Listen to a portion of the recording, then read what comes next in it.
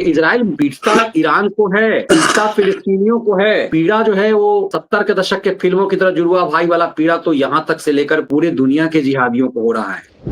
क्योंकि वो सबसे बड़ा ठेकेदार इस्लामी देशों का बनता है कि हमारा न्यूक्लियर वाला स्टेट, हमारा सबका रक्षक, और बोल नहीं पा रहा है। बगल में पड़ोस में ईरान मारा जा रहा है। तो ये पाकिस्तान की जो गति हो रही है वो बड़ी आनंददायक और सुखद है। ईरान ने पहले ये ऐलान किया था कि हम ज्यूइश नस्ल को ही खत्म कर देंगे, यानी ज्यूइश जो जाति है, धर्म जो भी कह लीजिए, कि हम यहूदियों को धरती से खत्म कर देंगे। ये ईरान बकचोदी कर चुके थे। ये ईरान जो है 46 साल बाद वहां पे इतिहास बदलने जा रहा है, और साथ ही साथ ये भिखारी भी नंगा होगा जो ठेकेदार बना रहता है इस्लामी देशों का। सर नमस्कार। नमस्कार मनीष जी, दर्शकों को भी नमस्कार। सर हम और आप रात में 2 बजे के आसपास सोने जा रहे होते हैं। आमतौर पे शो के खत्म होने के बाद कुछ रिसर्च करना होता है। 2-2:30 तो बज ही जाते हैं। हम सोने गए, उधर इजराइल उठा और ईरान को कूटना शुरू कर दिया। दे जूता दे लात मारते मारते उसके बाद पूरा परमाणु संयंत्र खत्म कर दिया। कह रहा है कि नहीं अभी मारेंगे और मारेंगे। उसके बाद आज तो जिहादियों का जुम्मा था, तो ईरान में पोस्टर भी लगा दिया कि किस किस को मार दिया। वो तस्वीर भी साझा हो रही है। आमतौर पे होता है कि कुटाई के बाद कहे कि अच्छा चलो भैया आप थोड़ा सब्र करो। अभी शाम में फिर से ढूंढना शुरू कर दिया, फिर से ईरान की कुटाई शुरू हो गई। ये शिया और सुन्नी का मामला तो अलग हो, लेकिन ईरान की कुटाई से मरहम यहां लगाने की जरूरत है। जो संसद में चिल्ला के कहता था फिलिस्तीन फिलिस्तीन, ये इजराइल पीटता ईरान को है, पीटता फिलिस्तीनियों को है। पीड़ा जो है वो 70 के दशक के फिल्मों की तरह जुड़वा भाई वाला पीड़ा तो यहां तक से लेकर पूरे दुनिया के जिहादियों को हो रहा है। इजराइल ये दवा कैसी दे रहा है? मनीष जी, इजराइल की दवा पे बात करेंगे, लेकिन ये मामला इतना सरल नहीं है। ये दर्शकों से फिर वही कहूंगा कि खबर के पीछे की खबर, कि जो चीजें आपको सामने नजर आ रही उस पर तो अभी हम लोग बात करेंगे।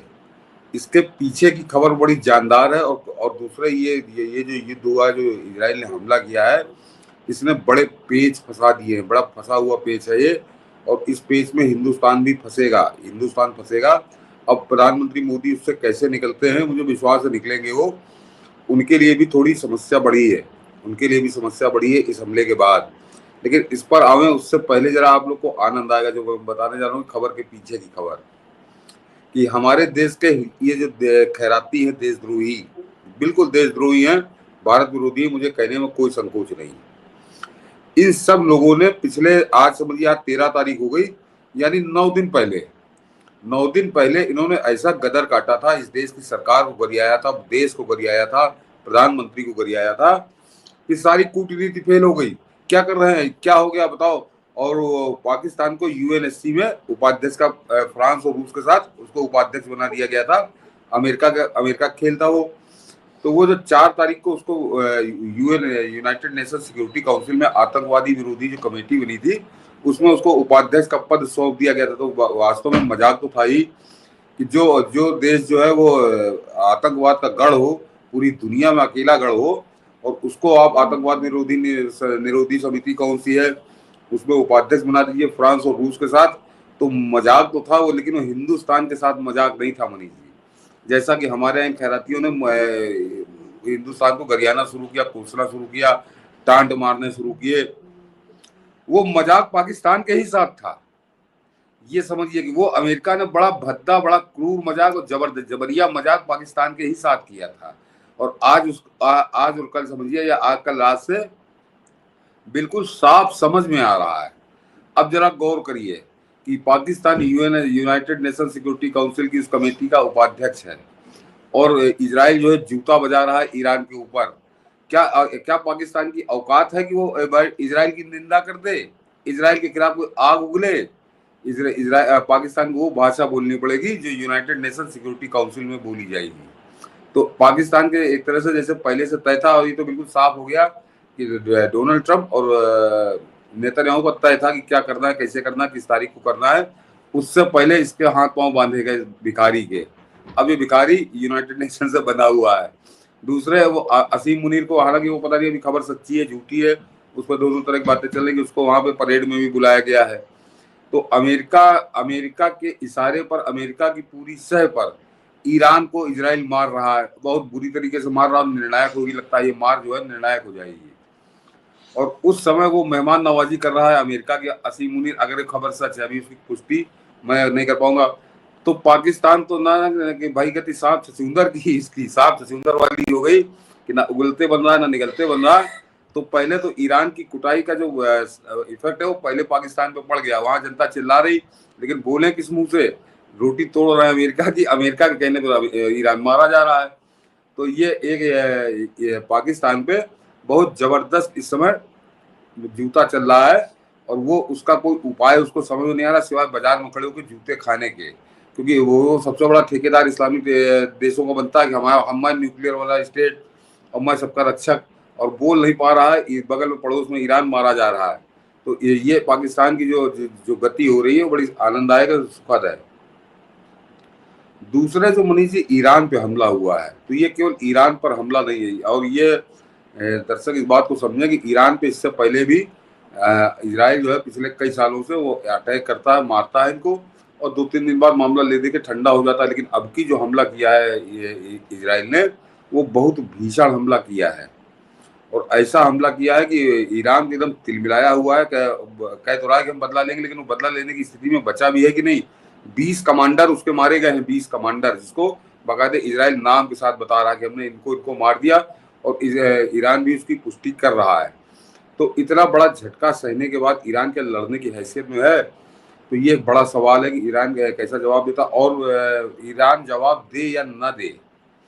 नेतन्याहू की जो घोषणा है वो सबसे खतरनाक है। नेतन्याहू ने जो कहा है कि इजराइल के प्रधानमंत्री कि कुछ ही समय पहले इजराइल ने ऑपरेशन राइजिंग लायन शुरू किया है, जो इजराइल के अस्तित्व के लिए ईरानी खतरे को कम करने के लिए लक्षित सैन्य अभियान है। यह अभियान उतने दिनों तक जारी रहेगा जितने दिनों तक इस खतरे को दूर करने में समय लगेगा, यानी आखिरी दम तक वो पहुंचा के मानेगा वो। जैसे इसको आप उस तरह समझ लीजिए कि जैसे यही भाषा नेतन्याहू ने तब बोली थी जिस समय फिलिस्तीन पे हमले शुरू किए थे और गाजा खाली कराना शुरू किया था। आज आप देख रहे हैं गाजा की क्या स्थिति है। तो ये नेतन्याहू के इरादे बड़े खतरनाक हैं, जरा सुन लीजिए क्या कह रहे हैं। Ago, Israel launched Operation Rising Lion, a targeted military operation to roll back the Iranian threat to Israel's very survival. This operation will continue for as many days as it takes to remove this threat.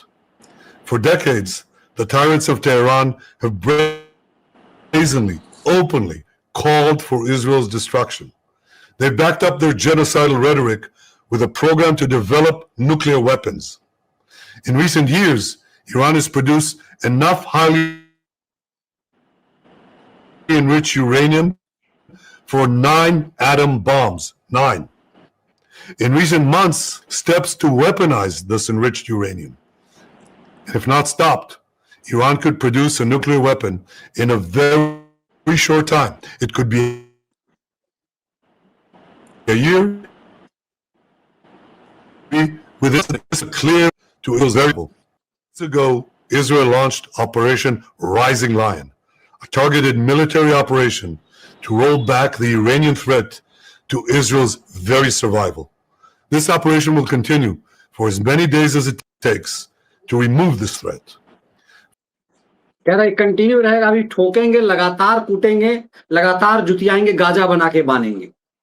हाँ, और इसी Netanyahu की बात को ज्यादा विस्तार से मनीष जी इनके प्रवक्ता रहे, पूर्व प्रवक्ता डेविड कीज, उन्होंने बहुत ज्यादा विस्तार से बताया है, जरा वो भी सुनवा दीजिए, उसके बाद हम लोग इस पर चर्चा होगी। कि उसने कहा कि ये हमने लाखों आदमी की जान बचाने के लिए किए, क्योंकि ईरान जो है परमाणु हथियार तैयार कर चुका है, और वो पहले मौके में ही इजराइल के अस्तित्व को खत्म कर देने के लिए हमला करेगा।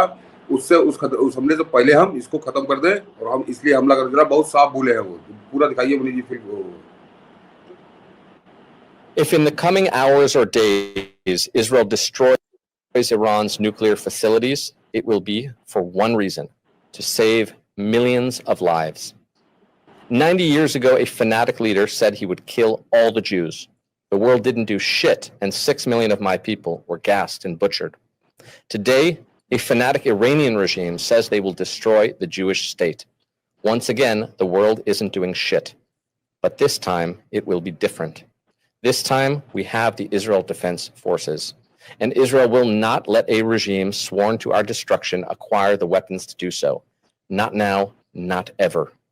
The highest aspiration of Iran's regime is to destroy us. They chant death to Israel at every major gathering. They fund and arm every terrorist waging war on Israel. They shoot hundreds of ballistic missiles at our communities and families. And so, if Israel's Air Force annihilates every vestige of Iran's nuclear program in an overwhelming and decisive series of strikes, it will save millions of lives. Because if heaven forbid the Iranian regime acquires nukes, they will push the button. They do not fear death. They welcome it. And make no mistake, Iran's dictators are desperately trying to get nuclear bombs. That's why they lied about everything. That's why they banned weapons inspectors from stepping foot in their military facilities. That's why they hid their nuclear archive from the world. I would know.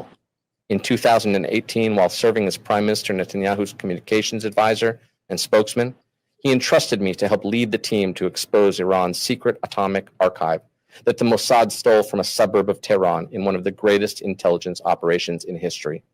For weeks, I spent countless hours working with Israel's intelligence community, combing through a vast trove of documents, images, videos, and plans that showed exactly how, where, and when Iran would build and detonate nuclear bombs.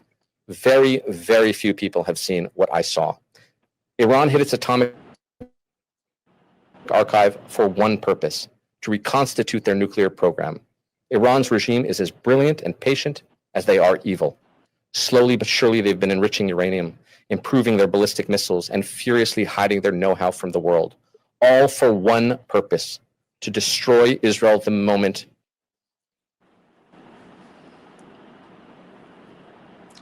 Manish ji, इनका जो पूरा बयान है उसका एक लब्बो लबाब ये है कि जितनी औकात हो उतना बोलना चाहिए।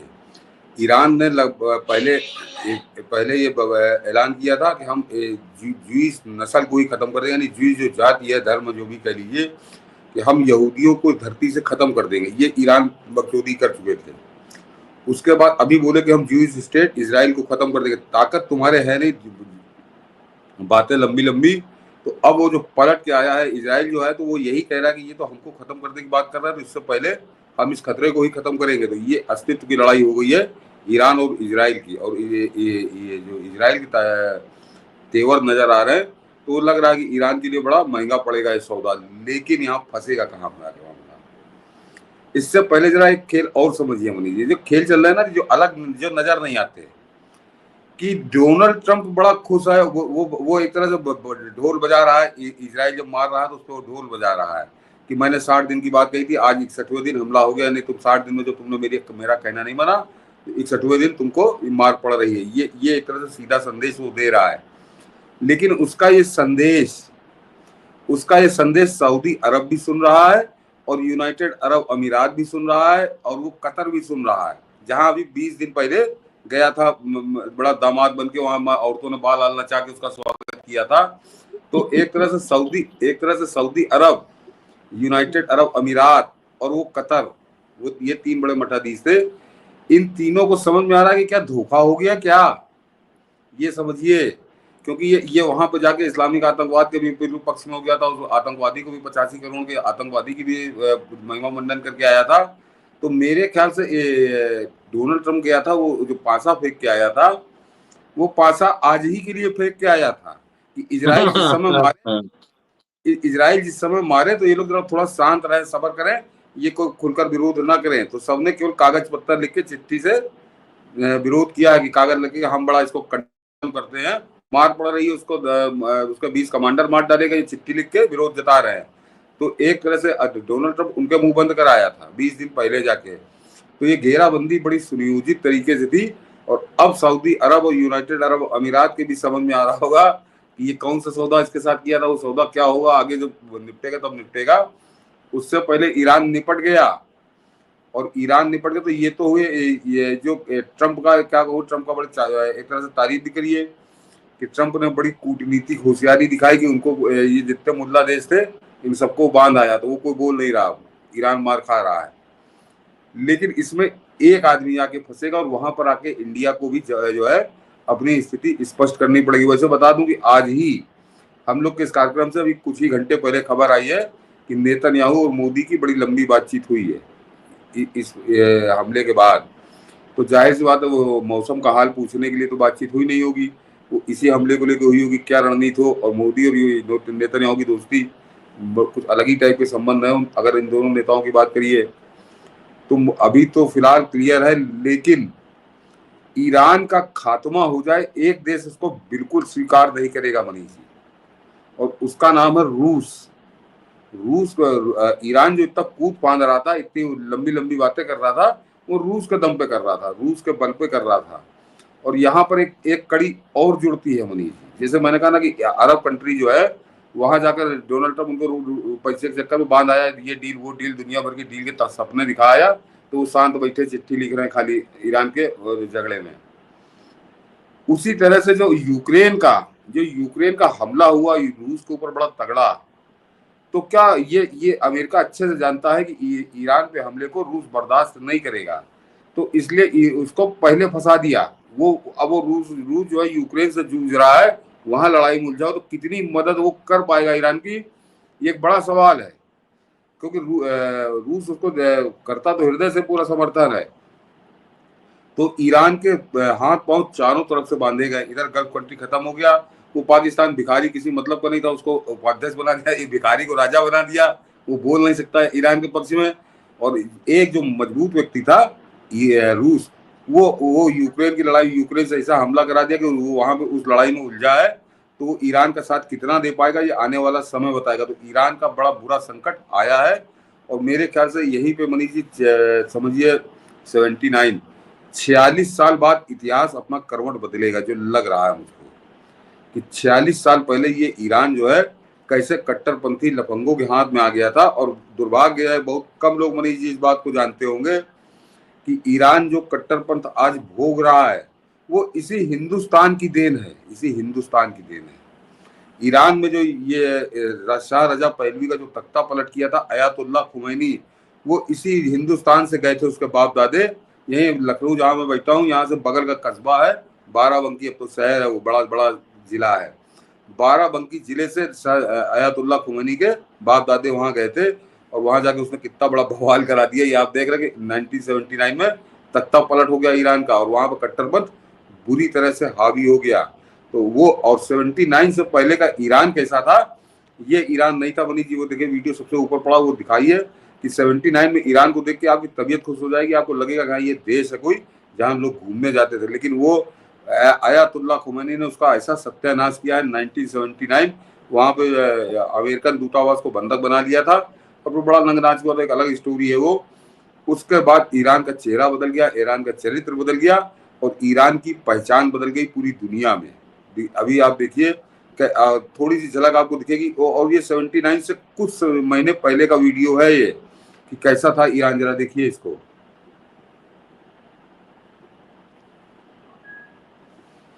बिल्कुल पीछे की तरह ईरान को ऐसा लग रहा है कि पीछे की तरह ढकेल दिया इन लोगों ने, कहीं ले जाके उसको फेंक दिया, बिल्कुल 100-200 साल पीछे फेंक दिया। और उसका पूरा श्रेय इसी हिंदुस्तान से गए खुमैनी परिवार को है। अयातुल्लाह खुमैनी था, अयातुल्लाह रूहुल्लाह, बड़ा लंबा चौड़ा नाम था उसका। उसने वहां पे तख्ता पलट कराया था। तो अब लगता है कि वो जो 46 साल का जेल भोगी है ईरान ने, उससे अब मुक्ति मिलेगी, और उसमें जनता का समर्थन भी मिलेगा मनीष जी। क्योंकि मैंने कहा ना 46 साल पहले की बात है, तो एक बड़ी जनसंख्या जो है ईरान में आज भी जिंदा होगी, जिसने वो दौर भी देखा है। तेहरान दुनिया के खूबसूरत शहरों में से एक हुआ करता था, पूरी दुनिया से लोग वहां जाते थे, वो बहुत आधुनिक शहर था, उसको इन्होंने कबीलाई शहर बना दिया। तो ईरान के तो दिन बहुरेंगे। और फिलहाल अभी जो इजराइल का हमला हुआ, इजराइल के जो तेवर नजर आ रहे हैं, तो निश्चित है कि ये ईरान जो है 46 साल बाद वहां पे इतिहास बदलने जा रहा है। और साथ ही साथ ये भिखारी भी नंगा होगा जो ठेकेदार बना रहता है इस्लामी देशों का, और वो जो बगल में बैठे हैं पैसे वाले गठरी लिए कि और डील कर लो, तो उनसे डील करके एक तरह से डोनाल्ड ट्रंप ने उनको भी निपटा दिया था।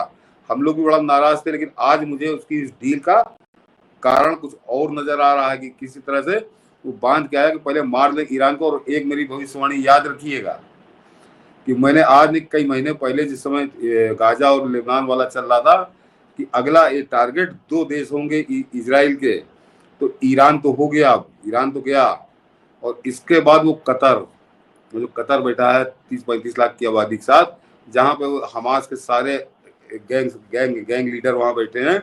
तो ईरान के बाद इजराइल की निगाह, इजराइल की नाक कतर की तरफ भी घूमेगी। अब ईरान के कितनी जल्दी निपटारा होता है उसके बाद कतर, तो ये वो उस इलाके की सफाई में निकला है इजराइल, और इजराइल बेहतर काम कर रहा है। बिल्कुल, और इसीलिए अमेरिका जो है पहले ही मरहम लगा के आया है कि बेटा, नहीं होता कि जैसे बकरे को जिहादी जो हलाल करते हैं ना बकरीद में, तो पहले उसको बढ़िया से खिलाते पिलाते उसका बाद हलाल करते, तो उसी के स्टाइल में उस दिन हम लोग बहुत वो नहीं ले पाए कि आखिर इजराइल से कैसे पंगा ले सकता है अमेरिका। ये कल्पना से परे है कि अमेरिका इजराइल के विरुद्ध काम करे, क्योंकि जितने ज्यूरिक्स हैं उन्हीं के बल पे अमेरिका की इकोनॉमी चलती है। जो अहंकार अमेरिका पाले हुए है वो उन ज्यूरिक्स के बदौलत ही पाले हुए है। तो इजराइल से पंगा लेकर अमेरिका कितने पल जी पाएगा?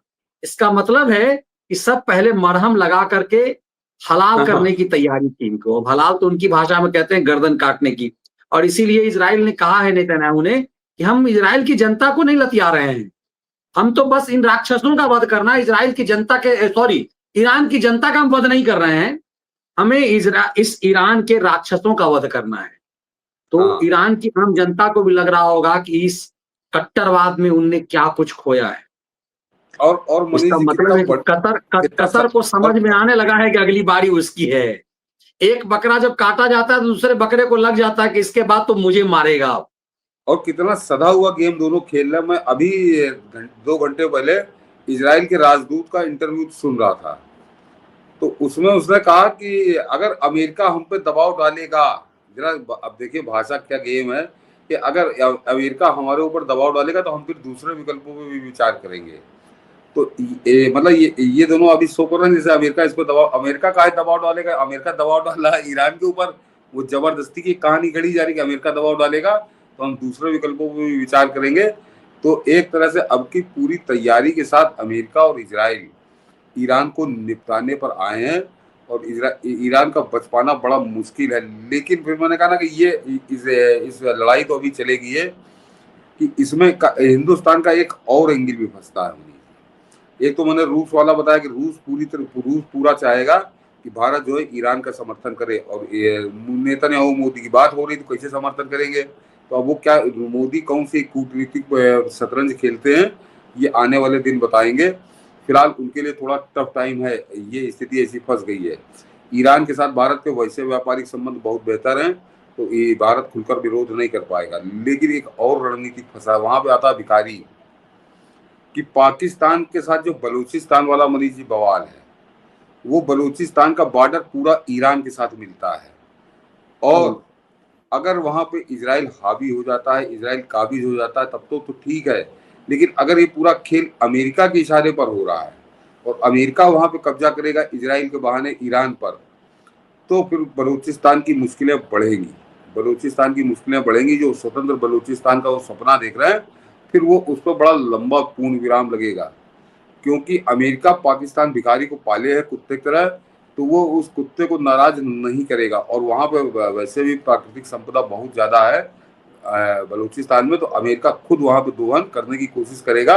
हाँ, एक बात जरूर है कि वो जो चीन बैठा है ना साहूकार, उसके सारे समीकरण गड़बड़ा जाएंगे बलूचिस्तान के अंदर, ये पक्का है। अगर वो ईरान में आके बैठा अमेरिका, तो चीन के लिए बड़े मुश्किल वाले समय आएगा। बलूची वो जो सी पैक और ग्वादर पोर्ट दुनिया भर के जो प्रपंच फैला हुआ है, वो उसका कहीं खतरे में पड़ेगा, और अमेरिका कब्जा करेगा बलूचिस्तान पर। वो दूसरे तरीके से करेगा और पाकिस्तान के साथ वो खड़ा हो जाएगा। तो हिंदुस्तान जो बलूचिस्तान को लेकर जो रणनीति है, वो आगे आने वाला समय तय करेगा कि वहां पर कब्जा किसका होगा ईरान पर। अगर इजराइल का होता तब तो फिर ठीक है, लेकिन अगर वहां पे इजराइल के बहाने अमेरिकन आ जाते हैं, अमेरिकन प्रो अमेरिका कोई सरकार बन जाती है, अमेरिका तो आगे डोनाल्ड ट्रंप तो वहां प्रधानमंत्री बनेगा नहीं या राष्ट्रपति बनेगा नहीं, बनाएंगे किसी अपने ही लघुए भगुए चमचे को, तो वो लघुआ भगुआ चमचा इजराइल से गाइड होगा या अमेरिका से गाइड होगा, ये बड़ा निर्भर करेगा बलूचिस्तान का भविष्य।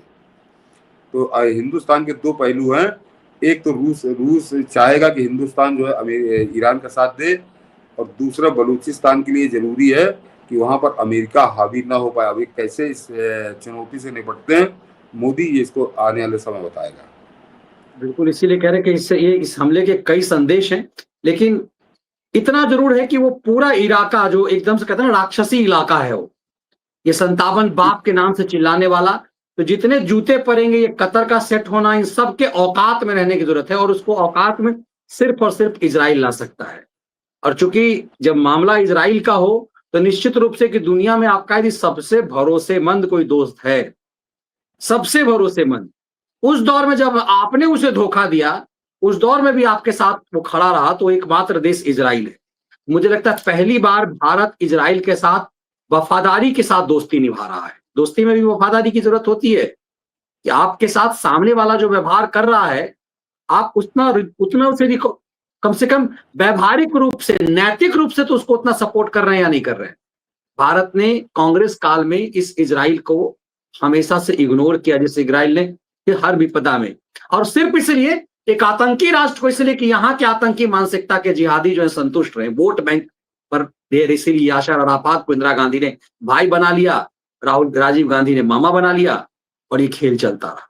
नहीं मनीष जी, देखिए 2014 के बाद भारत के जो इजराइल को लेकर जो भारत का दृष्टिकोण था, उसमें जमीन आसमान का परिवर्तन हुआ है कि 2014 तक भारत इजराइल को अपमानित करने का कोई मौका छोड़ता नहीं था, ताकि मुल्ले खुश हो जाएं, पाकिस्तान खुश हो जाए, जितने इस्लामी कंट्री ये बड़े खुश हो जाएं। तो इजराइल को हमेशा अपमानित करता था, लेकिन वो अपमान सहकर भी भारत का साथ देता था जब पाकिस्तान से झगड़ा होता था, ये बिल्कुल तय है। 2014 के बाद मोदी के आने के बाद ये नीति बदली। प्रधानमंत्री मोदी ने अपमानित करना तो दूर, उसको यथोचित सम्मान देना शुरू किया, और इसी वजह से वो संबंध अच्छे हुए हैं इजराइल के साथ। जरा सोचिए कि हम 1947 में आज़ाद हुए थे, और मोदी इजराइल का दौरा करने वाले पहले प्रधानमंत्री हैं। यानी इन कांग्रेसियों ने वहां पर जाने को भी पाप बना दिया था कि वहां जो जाएगा वो पाप करेगा, ये इनकी चरित्र था। तो वो इजराइल के साथ संबंध बहुत बढ़िया हुए, लेकिन प्रधानमंत्री मोदी के उतने ही अच्छे संबंध रूस के साथ भी, पुतिन के साथ भी हैं, और इन दोनों को किनारे कर दीजिए, ईरान के साथ भी संबंध ठीक है, और ईरान ने कभी पाकिस्तान का साथ नहीं दिया।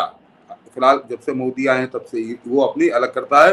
और अगर याद करिए तो अभी मेरे ख्याल से 6-7 महीने हुए होंगे, इजराइल ने कई मिसाइल मारे थे पाकिस्तान भिखारी पे, तो ये भिखारी वहां पर तबाही मची थी कि अब तो ईरान भी हम पे मिसाइल से हमला कर रहा है, तो उसका पाकिस्तान से भी कोई लगाव नहीं है, शिया सुन्नी वाला उनका एक अलग फैक्टर है। तो आज की तारीख में अब जब ईरान पे मार पड़ रही है, तो मेरे ख्याल से यही होगा जो इजराइल ने कहा है कि इजराइल के हम वहाँ की जनता पे हमला नहीं कर रहे, लेकिन वो यहाँ की जो सत्ता है इसको उखाड़ फेंकने का पूरा प्रयास है, और उसमें वो सफल भी होंगे। और दूसरा इस तरह की जो बड़े प्लानिंग बनती है मनीष जी, तो ऐसा नहीं कि अचानक हमला कर दिया, इनको उखाड़ कर किसको लाना है ये तय हो चुका होगा। ये भी आप जान लीजिए कि ये जब बाहर जाएंगे यहाँ से, तो इनकी जगह सत्ता किसको सौंपी जाएगी ये वहां पे तय हो चुका होगा। तो अब इसकी प्रतीक्षा करिए, लेकिन हाँ, ये जो कट्टरपंथी हावी हैं, इनकी विदाई निश्चित है। बिल्कुल, इनकी विदाई निश्चित है, और इसीलिए हम लोग कहते हैं कि ये सिर्फ इसलिए कि निश्चित रूप से ईरान का भी संबंध हाल के दिनों में भारत के साथ बेहतर बने हैं, लेकिन इस पूरे मामले में हमें लगता है कि इजराइल इस बात का भी इंतजार कर रहा है कि जो ये दीवानापन, ये पागलपन है, वो पाकिस्तान जरा दिखाए इजराइल के खिलाफ, क्योंकि इजराइल को उसने अभी तक मान्यता नहीं दिया हुआ है। बहुत सारी चीजें जो इजराइल को अपने मित्र राष्ट्र में नहीं शामिल करता, पासपोर्ट में इजराइल का नाम नहीं है। तो पाकिस्तान जो ये खेल कर रहा है कि भाई चलो, ये 57 बाप के हिसाब से जो एक बाप जोड़ने के चक्कर में यदि कहीं फंसा, तो कितना लतियाया जाएगा इजराइल के माध्यम से, ये देखने वाली बात होगी। और कमाल की बात हम लोग इसलिए कहते हैं कि इस इजराइल से नफरत में जो भारत में जो लोग उत्पात मचाते हैं ना, ये ओवैसी संसद में चिल्लाता है, आपके लखनऊ से लेकर दिल्ली तक उत्पात मचाते हैं, फिलिस्तीन सेफ फिलिस्तीन, को कश्मीर की चिंता नहीं होती है। बस इसी मानसिकता का इलाज इजराइल कर रहा है। हमें खुशी बस इसी बात की है। उसका तो मनीष जी परमानेंट इलाज कर दिया इजराइल ने। ये जो फिलिस्तीन बचाओ वाला करते थे, उसने फिलिस्तीन ही खत्म कर दिया। कहाँ फिलिस्तीन, कौन सा फिलिस्तीन, वहाँ आजा गाजा सब कब्जा हो गया, नई बिल्डिंगें बनेगी, वहां पे इजराइल का राज हो जाएगा। तो फिलिस्तीन तो अभी सपनों में उसके गाने गाए, वो काम खत्म हो गया। मगर जो आपने पाकिस्तान की बात की थी, मैं उससे सहमत नहीं हूँ, क्योंकि पाकिस्तान तो इजराइल की वेटिंग लिस्ट में भी नहीं, वो जानता कि ये तो भिखारी टाइप का है, चाहे जब इसको पकड़ के 2-4 तमाचे मारे काम खत्म, हिंदुस्तान इसको मतलब निपटा रहा, इसके ठीक ऊपर है, मिसाइल बर्बाद नहीं करेंगे हम नहीं भिखारियों के करेगा वो। ऊपर। हाँ, और ये वैसे जय जयकार करने लगेगा जरा। अभी ईरान का जहाँ खात्मा हुआ तो उसकी कोई औकात नहीं है। मैं बता तो रहा हूँ कि वहां पे मार पड़ रही है ईरान को, वो वहाँ मेहमान बनेगा जाके परेड में। तो यहाँ के खैरातियों को जरा संदेश जाना चाहिए। अब बताओ क्या कहोगे कि जो ये बड़ा नाच रहे थे कि उसको यूनाइटेड नेशन सिक्योरिटी काउंसिल का उपाध्यक्ष बना दिया, ये भारत की कूटनीति की बड़ी हार है। अरे हार नहीं, वो वहां में पूरा पासा पलटा पड़ा हुआ है जो तो इनके समझ में नहीं आ रहा। चलिए, परमानेंट इलाज की तैयारी में इजराइल, और मुझे लगता और है इजराइल की हरकतों से भारत का जो एक नफरती आदमी समाज है वो भी एक कुछ आदमी का सीख मनीष लेगा जी, जी। एक आदमी की आज तारीफ करनी पड़ेगी। मैं फिर कहूंगा कि मैंने ही बड़ा कोसा था उसको कि ये बड़ा गलत समझौता करके आया है वहाँ गल्फ में, और इजराइल के रहते हुए 12-12 लाख के हथियार भेजने का सौदा करके आया है। तो अब समझ में आया कि वो सौदा काहे करके आया था। ये जरा समझिए, ये किसी के दिमागी में नहीं था कि आगे इंतजाम ये हो रहा कि वो बिल्कुल शांत बैठे हुए हैं, चिट्ठी लिख रहे हैं कि हम बड़ा इसका कंडम करते हैं। अरे वहां मार पड़ा, उसके जीवन मरण का सवाल है, तुम चिट्ठी लिख रहे हो क्योंकि वो उस डील के दबाव में है कि वो अमेरिका के साथ डील ना खराब हो जाए कहीं। तो एक तरह से डोनाल्ड ट्रंप ने उस गल्फ कंट्री को बहुत बुरी तरह फंसाया है कि वो बिल्कुल मूक दर्शक की तरह तमाशा देखेंगे ईरान के खत्म होने का। कतर कतर समेत अन्य देशों की बात कर रहे हैं आप? कतर ने तो चिट्ठी भी नहीं लिखी, कतर ने चिट्ठी भी नहीं लिखी, कतर ने चिट्ठी भी नहीं लिखी। हाँ, एक और याद दिला दूं कि 48 घंटे पहले इजराइल ने एक और देश को वार्निंग दी है, और वो बड़ी खतरनाक वार्निंग दी है। हो सकता है कतर से पहले जूता उस पर भी चल जाए ईरान से निपटते ही। वो है तुर्की। वो हिंदुस्तान के लिए बड़ा शुभ संकेत है कि नेतन्याहू ने डायरेक्ट कहा कि ज्यादा खलीफा बनने की कोशिश ना करो, ये उस्मानियत जो तुम्हारे दिमाग को चढ़ी है ये बहुत जल्दी उतार दी जाएगी, इसलिए ठीक से रहो। और ये तुर्की को उसने 48 घंटे पहले ये संदेश दे चुका इजराइल। तो तुर्की उसकी लिस्ट में है, ये खलीफा बनने की कोशिश कर रहा है इस्लामी देशों की। तो उसका कोई क्या इलाज उसने सोच रखा होगा। तो एक तरह से ईरान का हाल देखने के बाद वो जो एर्दोगान है उसके रीढ़ की हड्डी जो ठंडी लहर दौड़ रही होगी सुबह अरे शाम। ये तो महत्वपूर्ण छूट गया, तो साफ साफ का खलीफा बनने की कोशिश मत करो, वो हाँ, दौर गया। ना करो। हाँ, तो असली मतलब इसका मतलब है उसने टारगेट कर लिया कि अगली बारी तुर्की की होगी। हाँ, तो अब इसीलिए वो जो है भारत का इंतजार वही है कि भारत, मुझे लगता है आज मोदी जी हो सकता है यही बात कहे होंगे कि भाई खलीफा वाले बात क्या कर रहे थे, क्या मतलब इलाज उसका करना है तो बताओ हम भी कुछ मदद करें इसमें, क्योंकि ईरान वाले मामले में तो भारत खुल करके आएगा नहीं, लेकिन जब तुर्की का मामला होगा तो बाटा का जूता तो यहां से भी जाएगा। हाँ, बिल्कुल। तो अब वो उन दोनों की क्या बातचीत हुई इसको कयास लगाए जा सकते हो, तो कोई कभी नहीं जानेगा। लेकिन फिलहाल तुर्की वाला जो है कि तो इसमें ये एंगल जो है वो भारत के पक्ष में है, और सुखद एक तरह से संकेत वो कर रहा है कि ईरान से निपटते ही वो जो खलीफा बनने की कोशिश कर रहा था उसको वो भिखारी बना के ही मानेंगे ये लोग पक्का। चलिए, हम सब इसी का इंतजार कर रहे हैं। हमारा तो असली टारगेट अब ये भिखमंगों से ज्यादा असली टारगेट तब तुर्की ही है, इलाज उसका मगर बेहतर होना चाहिए। हाँ, मगर बस वही बात फंसती कि तुर्की और ईरान दोनों का जो संरक्षक था एक तरह से गॉड फादर वो रूस था। अब क्या होता है, तो ये जो झड़प हो रही है, जो पूरी मारकाट मची हुई है, ये मारकाट बड़े नक्शे बदलेगी आने वाले दिनों में। ये बड़ा महत्वपूर्ण इसका पक्ष है। इसके लिए हम लोग चलिए, को हम सब प्रतीक्षा प्रतीक्षा कर लेते हैं हम सब उसका।